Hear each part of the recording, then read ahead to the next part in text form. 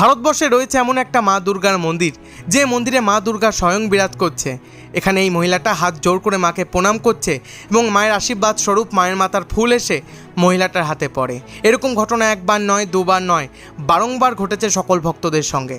আমি কথা বলছি সপ্তশৃঙ্গী মন্দিরের কথা, যে মন্দির অবস্থিত মহারাষ্ট্রের নাসিক থেকে 7 কিলোমিটার দূরে একটা পাহাড়ের গুহার মধ্যে। এটাই সেই স্থান যে স্থানে মা দুর্গা মহিষাসুরকে বধ করেছিল। তাই এই মন্দিরে আজও রাখা রয়েছে একটি মহিষের মাথার মূর্তি। ইন্ডিয়ান আর্কোলজিক্যাল ডিপার্টমেন্টের মতে এই মন্দিরটি রামায়ণ এবং মহাভারতের সময়কালেরও অনেক আগের এবং সুপ্রাচীন। এই মন্দিরটি আজ থেকে প্রায় 300 বছর আগে এক মধু বিক্রেতা মধু সংগ্রহের জন্য যায় এই ঘন জঙ্গলে। তার হাত দিয়ে আবিষ্কার হয় এই মায়ের মূর্তি।